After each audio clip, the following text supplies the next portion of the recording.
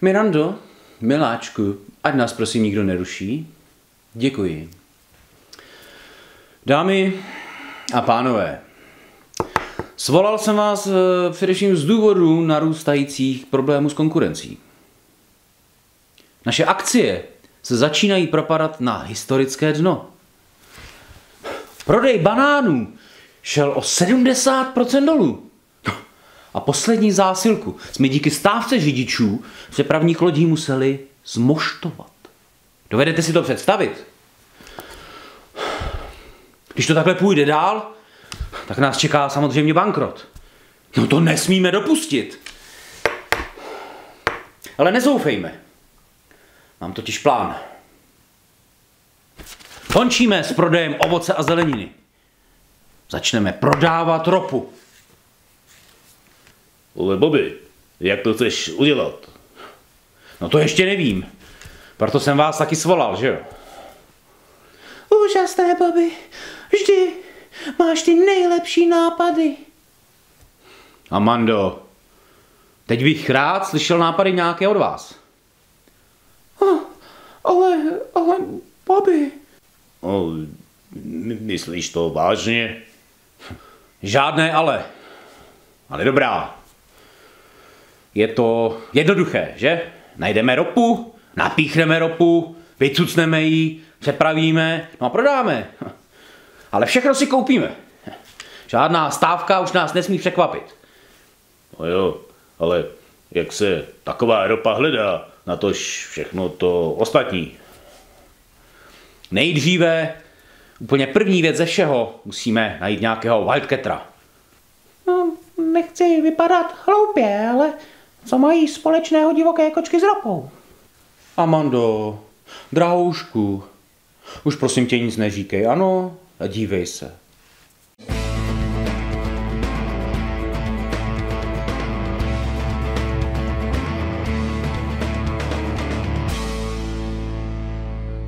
Ahoj, já vás zdravím a vítám vás u dnešní takové malé procházky do světa průkopníků, bez kterých by se téměř žádný dopravní prostředek dneska neobešel. A nejen to, samozřejmě i nějaká další odvětví. Ano, vítejte u další recenze Deskofobie, a to u hry Wildcatters. Ta hra je určená pro 2 až 4 hráče, no a její herní doba podle informace na krabici by se měla pohybovat kolem 2 hodin. Tak se pojďme mrknout, jak se ta hra hraje, a potom se koukneme na nějaké ty dojmy a pojmy.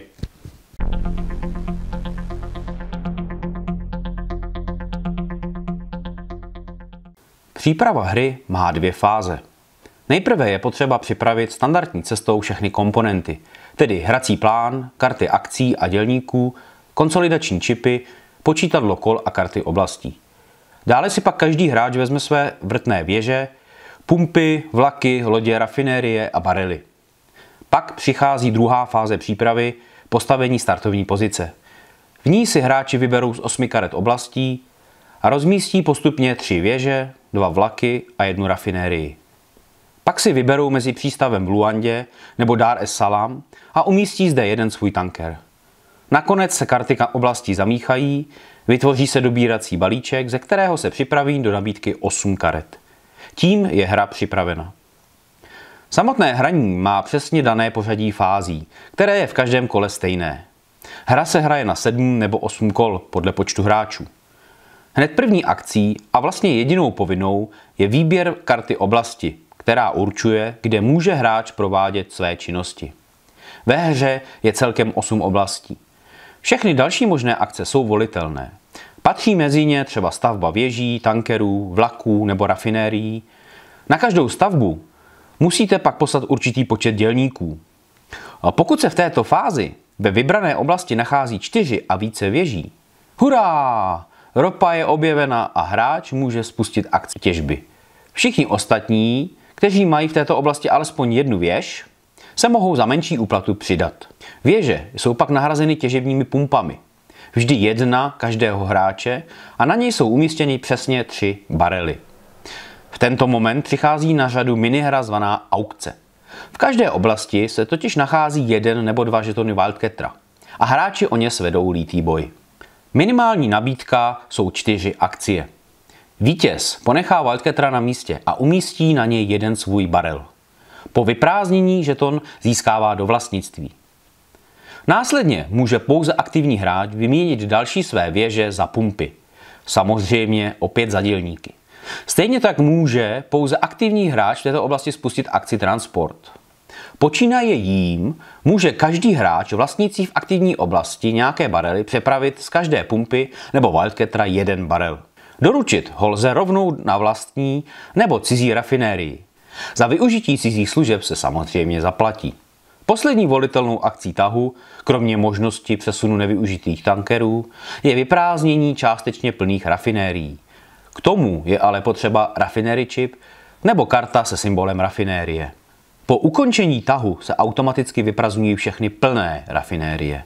Majitel pak volí mezi doručením barelů na kontinent, z toho jdou pak vítězné body na konci hry, nebo trh, z toho pak plynou finanční zdroje. Pokud jste museli během hry získat nějakou půjčku, je čas na splátku. A ten přichází v 5. kole, kdy z 10 vašich akcí musíte vrátit 18, anebo v posledním kole, kdy už je to ale 25 akcí. No a po závěrečném kole přichází zúčtování, neboli bodování. Zde se boduje majorita v 8 oblastech, a to ve zbývajících pracovnících a v 7 kontinentech. Ano, Asie a Amerika jsou zde rozdělené. Dále jsou pak uděleny body dle počtu vlastněných wildcatterů, postavených rafinérií a nějaké body můžete získat i z karet oblastí nebo čipů.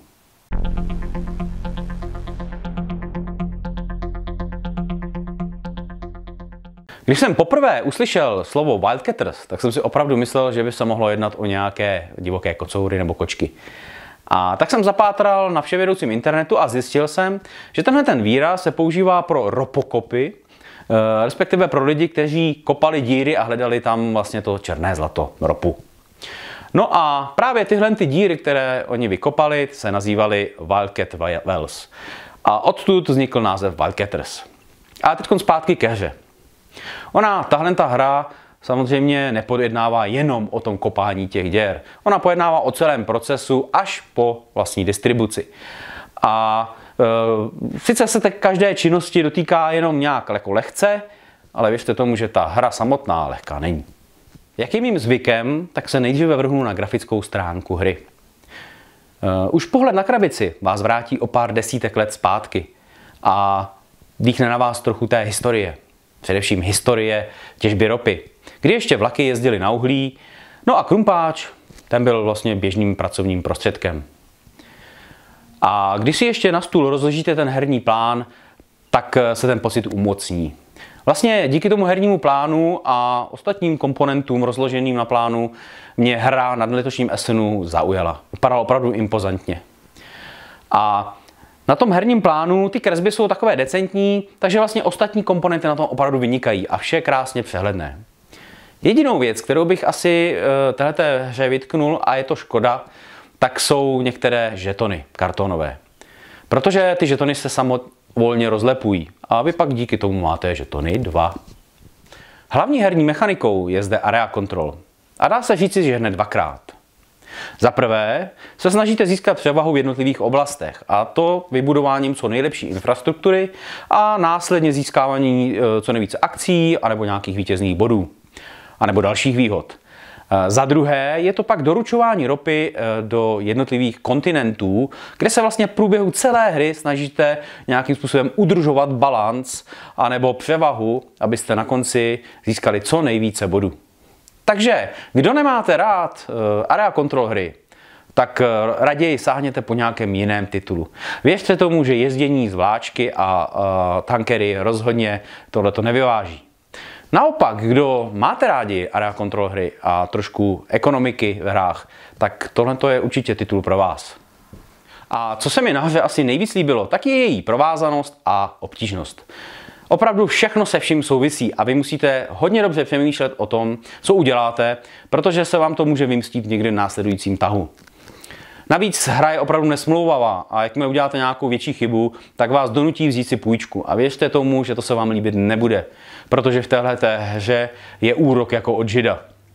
A splácet na konci ten úrok, to je opravdu skoro nemožné. Navíc během celé hry budete trpět nedostatkem pracovních sil a samozřejmě i svých akcí a soupeřových akcí, ale hlavně těch vašich akcí. Na druhou stranu není nic krásnějšího, než když soupeř vlastní svou vlastní poslední akci a vy mu tedy velice rád dovezete svůj barel ropy do jeho rafinérie a on vám musí ten barel zaplatit. Přesně 2 akcie. V ten moment vlastně soupeře donutíte vzít si půjčku. No, není to krásné? No a zde se dostávám asi k jediné věci, která mě osobně na této hře vadí. A to je hra v menším počtu, než jsou 4. V tom plném počtu hráčů je ta hra perfektní, je tam spousta interakce a musíte spolíhat vlastně na to, co vám dovolí ty soupeři. Kdežto, jakmile jdeme do menšího počtu, tak tam nastupují už fiktivní firmy, které ve 3 hráčích ovládáte všichni dohromady, střídáte se a ve 2 hráčích máte každý svou vlastní. Ono, ne, že by to nefungovalo, ono to funguje. Funguje to, dá se říct, hodně podobně jako v plném počtu. Ale pro mne to už nemá takové kouzlo. Já to prostě jakoby nemám rád. Takže já bych rozhodně tu hru nedoporučoval jako 2. Co ještě musím pochválit, tak jsou pravidla a přehledová karta. Nepamatuji si, že bychom během hraní něco hledali někde na internetu nebo ve frekventovaných otázkách nebo jakkoliv jinak, anebo něco nepochopili.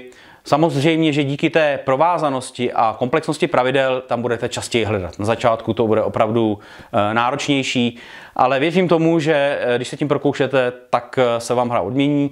Navíc ta přehledová karta je tak perfektně udělaná, že je tam celé kolo popsané tak dobře, že časem vlastně budete koukat už jen do té karty a dá se to perfektně využít.